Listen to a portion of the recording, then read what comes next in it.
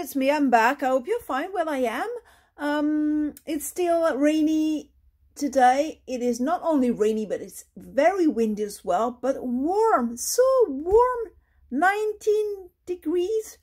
We're on November the 2nd, and it's really, really, really warm. I don't like it that much. I like it when it's colder. I don't like it when it's that warm in November. Well, never mind. So I'm here to tell you about my new project, my latest one with a stamped image on vellum that I had a lot of fun making. But before I tell you anything else, well, this might be my first YouTube video, because I've noticed that to upload my videos on IG, it's really, really, really long. Okay, last time it took me almost 2 days to upload a video that lasts 5 minutes. So I told myself it might be a good idea to start a YouTube channel. I'm not really equipped to film the making of the cards, but it will be easier for me to describe what I did and so on and so forth without caring about the length of the video itself. So YouTube might be more appropriate for this kind of videos. So this might be my very first YouTube video. Well, I'll see. Maybe I'll do it. I don't know. But if I do, please come and see it. Please, please. I'd like to see you on YouTube. Now, the idea started with this stencil that I bought about 2-3 months ago after I won a show and share with Mrs. Liu. Yes, Virginia Liu. And I won a gift certificate, and with this gift certificate I treated myself with this Leaves and Berries stencil by Altenew. And well, this is a great one. I love it because it's very large. Okay, it's big, so it's something totally different from what Stampers Anonymous do. I didn't have any other stencils other than Stampers Anonymous, so it's the first time I worked with another one, and this one was great for what I wanted to do. So I first made a background out of plain cardstock, mixed media cardstock, and use my gel press and very, very light pink and red paint and oxide. I got a very light background, and I decided then to use this stencil with resin spray. I tried lots of things this time. I didn't know it was going to come out, but I mean, I'm quite satisfied with the result, I should say. So first I used the Distress Resin Spray and the Decofoil. But before I had the Decofoil, well, I have to try to say things one after the others, because otherwise it's going to be totally misunderstandable. So first of all, I started with the technique of resin spray. Use the resin spray, but instead of using the resin spray through the stencil, I also used shimmer spray, okay, and I used candied apple. Then let it dry, and after it was dry, used my usual technique that I got from Tim Holtz and ID Swap of foiling with resin spray and the ink. So I got a background that I think is totally awesome. So I don't know if you can see it on video. Okay, look at this. So you have the inks underneath the surface, But with the resin spray mixed with it, with the ink, you get that great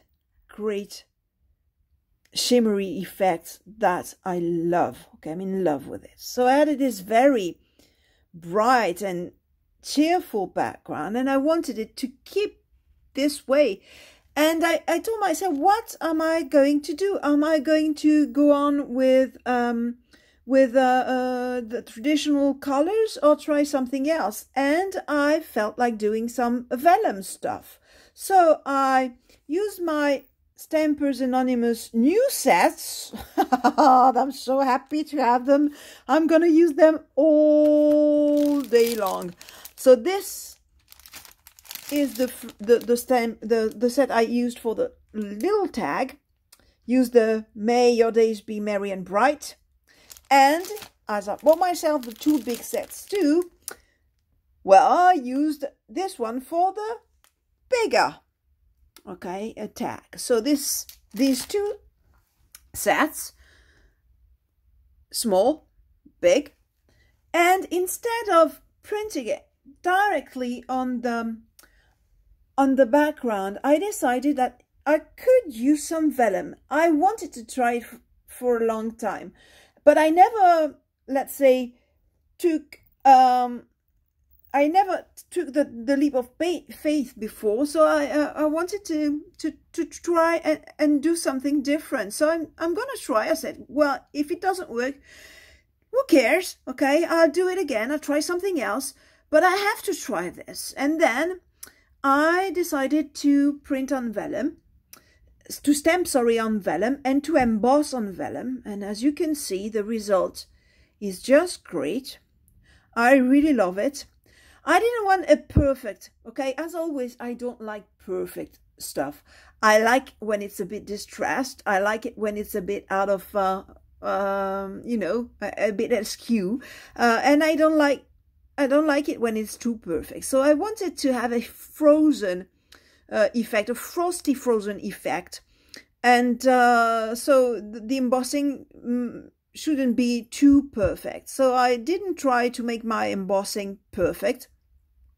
I could have, okay, I have some embossing here that are totally perfect on vellum, but I wanted to have these little speckles of white from here and okay, because I wanted to have this snow effect. Okay, so I have these little speckles here and there, and it's really nice. Love it.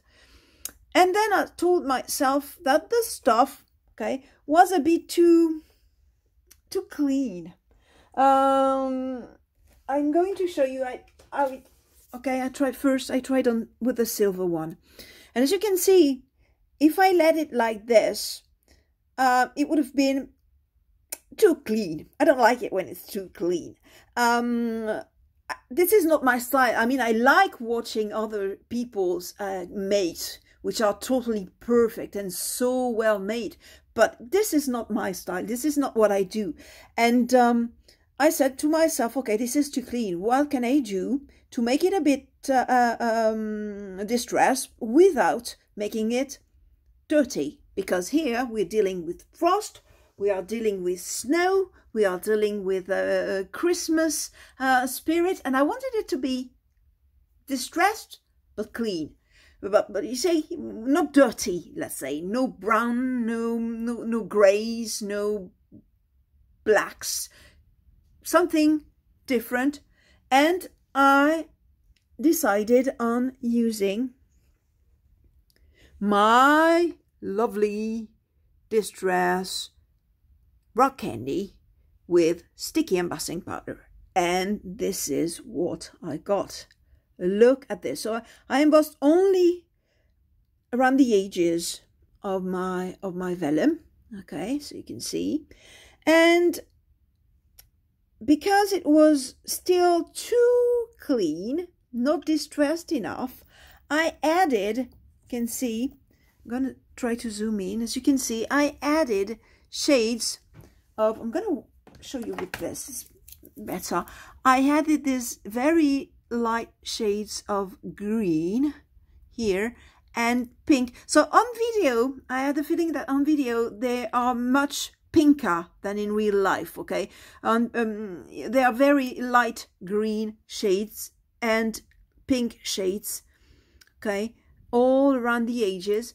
But as it was made with embossing powder and rock candy, I couldn't use my oxides. It wouldn't dry. So once again, I used the stay-ons that I have, my mini stay-ons, and I got this result, okay?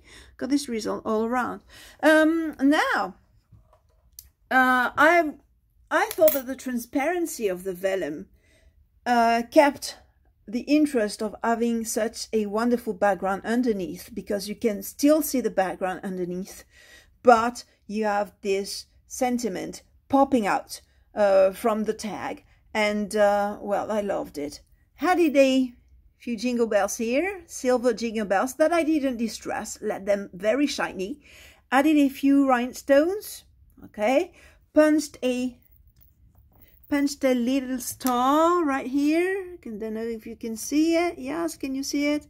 Yes, here it is. Okay, I punched it here, and just at the center of the star put a rhinestone, okay, a very light pink rhinestone. Did exactly the same for the smaller tag, okay. Used my traditional bakery thread, my Christmas thread, let's say. I don't know how you call it, in English. Didn't distress it at all this time. Let it really red and white, and like it. Added some tulle, very light green tulle, and on the other side, okay, I used a very white cardstock, very smooth cardstock too, and in order to have a, let's say, a pattern that reminds you of what you can find on the recto, on the front of the card, you see, you have it here. I wanted to have it the other way around, and I used Sizzix by Tim Holtz die cuts, sorry, the thin lids, and use this one. Okay, use this one to, I'm going to de-zoom, to add in the at the back. Okay, put a rhinestone, okay, here on the edge of my branch. Okay, and once again put a very slight touch of pink and green ink around the edges, and this time I used Distress Oxides to do it because the surface was porous, so it was okay. To be sure to not to put too many, use my my brushes, my blending brushes. I work much better with these than with the blending tool. I'm not very good at the blending tool. Better user with this. Ah, of course, to cut the tags themselves, I used the Sizzix die cuts, and these three shapes. And because I wanted to finish everything in details, just added this very tiny, lovely, cutie little tag that I love very much. Use the same, use a leftover, see? So we have exactly the same pattern underneath, the same finish on the surface, and on the other side, a light shade of pink around the edges, and a little jingle bell all the way. Okay, so this is it. Oops, there we are. Oh, it doesn't want to stay, never mind. Well, this is it. This is what I made. I hope you'll like it. I hope you'll appreciate. I'm gonna try to put this video on YouTube. I don't know if it's gonna be interesting enough for you to stay in front of your screen for 15 minutes, but well, I'm gonna try. See you soon. Be safe, be careful, and I'll see you pretty soon. Bye bye.